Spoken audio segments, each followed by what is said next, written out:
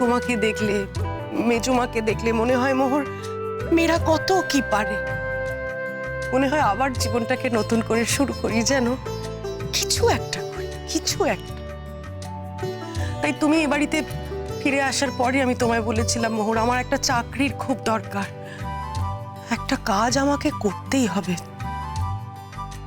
আসলে আমি কি কাজ পাবো না পাবো জানি না, আলাদা করে তো তেমন কিছু শেখা নেই। তাই শঙ্খ, তাই তুমি যদি আমাকে একটু যোগাযোগের ব্যবস্থা করে দাও। মানে আসলে আমি না ঠিক ইন্টারভিউ দিয়ে উঠতে পারিনি, মানে একটু সুযোগ করে দিলে একটা কাজ আমি ঠিক শিখে নেবো। শঙ্খ, আমি তোমায় কথা দিচ্ছি, সেই কাজ আমি তোমার মুখ ছোট করবো না। কি বলছো তুমি এসব? না না, এরকম করে বলো না। আমি শিখে নেবো, আমি ঠিক শিখে নেবো। আসলে কি জানো তো মোহর, এতদিন তো আমি সিরিয়াসলি ভাবিনি না, চিরটা কাল ভাবতাম এইভাবেই বোধহয় দিন চলে যাবে। আজ বুঝতে পারছি শঙ্খ, এইভাবে দিন চলে যায় না।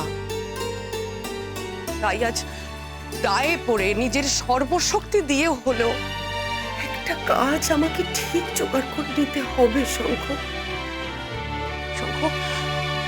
তোমার জেঠুমনির শরীরও তো ভালো নয়, বলো। বাবার যদি কিছু একটা হয়ে যায়, মায়ের সঙ্গে তো আমার সম্পর্কটা একদম ভালো নয়। মা যদি সেদিনই উনি আমাকে বলেন বাড়ি ছেড়ে চলে যাও, এইভাবে লড়াই করে নিজের আত্মসম্মান বজায় রাখতে, নিজের অধিকার প্রয়োগ করতে আমার ঘৃণা করে। কি করবো বলো তখন? এখন আমার সারাক্ষণ কি মনে হচ্ছে যেন মোহর যত তাড়াতাড়ি সম্ভব কোনো একটা কাজ আমাকে ঢুকে যেতেই হবে, নয়তো এরপর তো আরো দেরি হয়ে যাবে, বয়স বাড়বে, চাকরি বাকরির সুযোগও আর থাকবে না। শঙ্খ, বৌদি ভাই, তুমি তো আমার কোনোদিন এভাবে বলোনি। আমার কিন্তু মোহরের থেকে শুনতে হয়েছে। যদি আগে থেকে জানতাম তাহলে কিন্তু আমি আগে থেকে চেষ্টা করতাম। তোমার এই কাজ করতে চাওয়াটা আমি সত্যি জানতাম না। হ্যাঁ, আমার এইটা নিয়ে ভাবা উচিত ছিল, হয়তো তোমাকে আমার জিজ্ঞেস করা উচিত ছিল। কিন্তু বৌদি ভাই, তুমি তো জানো আমি জীবনে অনেক কাজ এইভাবে করে উঠতে পারিনি। তাতে কি শঙ্খ, আমিও তোমাকে বলতে পারতাম। আসলে কি জানো তো, তুমি বাড়ির ব্যাপারে খুব একটা মাথা ঘামাতে না তো, তাই দুম করে তোমাকে বলবো। তোমার উপরও তো কম ঝড় যায়নি শঙ্খ।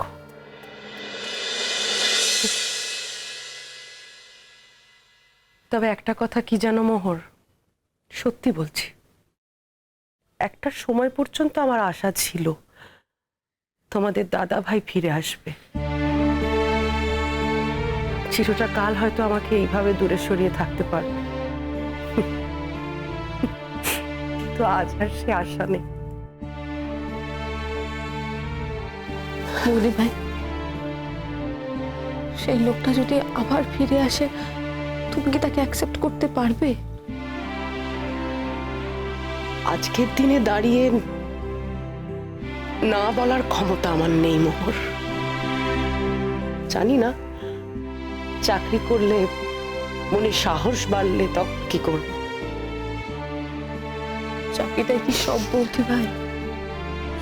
যে লোকটা তোমাকে ঠকিয়ে দিয়েছে, সেই লোকটাকে আবার তুমি অ্যাকসেপ্ট করতে পারবে? তোমার সে ইচ্ছে হবে?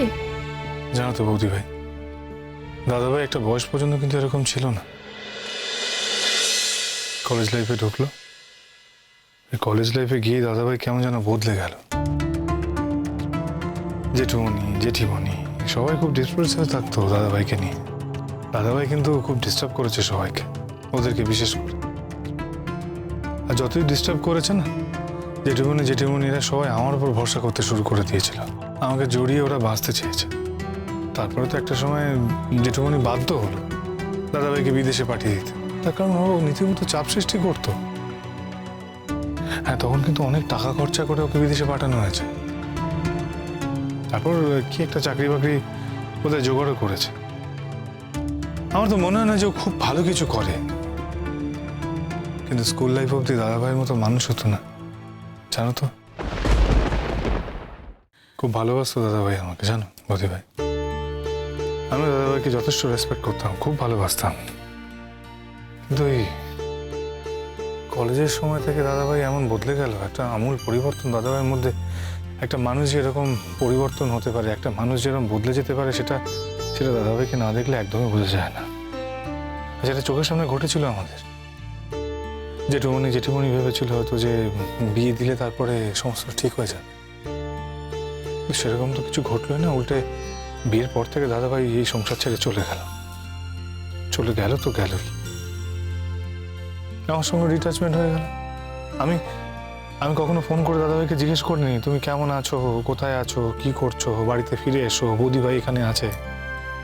আসলে বৌদিভাই আমার থেকে যেন একটা ওই না হয়ে গেছিল। আমারও ইচ্ছে করতো না দাদাভাইকে আর ফোন করতে, আমার ভালো লাগতো না জিজ্ঞেস করতে, আমারও জানতে ইচ্ছে করতো না ও কেমন আছে, আমার বলতে ইচ্ছে করতো না ও এখানে আসো। কি জানো বৌদিভাই, ও আবার প্রমাণ করে দিয়েছিল যে ও একেবারেই বদলায়নি।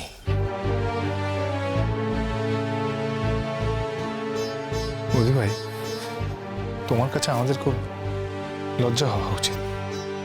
সেটা তো হয়ই না, উল্টে এই বাড়িতে প্রতিনিয়ত প্রত্যেক দিন এত বছর ধরে তোমাকেই অপমানিত হতে হচ্ছে। এটাও আমাদের কাছে খুব লজ্জার বিষয়। বৌদিভাই আজ তোমাকে আমি কথা দিচ্ছি, আমি তোমাকে একটা কাজ জোগাড় করে দেবো, আর সেই কথা রাখার দায়িত্ব কিন্তু আমার, সম্পূর্ণ আমার। আর বৌদিভাই সেই কাজটা বজায় রাখার দায়িত্বও কিন্তু তোমার। বিশ্বাস করো ভাই, বিশ্বাস করো, আমি আমার প্রাণ দিয়ে চেষ্টা করবো এই কাজটাকে যাতে আমি বজায় রাখতে পারি। আমার জীবনে আমি কত রকম অপমানের মধ্যে দিয়ে হাঁটছি সেটা শুধু আমি জানি মোহন। আমার মতো অপমান আর কজনের আছে বলো? যে মেয়েকে বিয়ের পর তার স্বামী ছেড়ে চলে যায়, কোন রকম যোগাযোগ রাখে না, একটা দিনের ফোন করে না, কোন রকম দায়িত্ব নেয় না, তার মতো অপমানিত আর কে হতে পারে মোহন? সবাই তো তাকেই কথা শোনায় না, সমাজে তো মেয়েরাই দোষী। আমিও ওকে আটকে রাখতে পারি। আরে ও যে অনেক আগেই বাধা পড়ে গেছে, তোমরা কেন এতদিন মেনে নিতে পারো নিঃশঙ্ক সেটা? আচ্ছা মোহন, ওরা আমি কি করতে পারতাম বলো তো? কি করতে পারতাম আমি ম্যাজিক জানি? আমি কি ম্যাজিক জানি বলো? যে একটা সম্পর্ক থেকে আমি তাকে ভাঙিয়ে এই কদিনের পরিচয় আমি আমার কাছে এনে রাখবো না, পারবো না, সে ক্ষমতাই আমার নেই। তাই আমি আমার পরাজয়কেই মেনে নিয়েছি।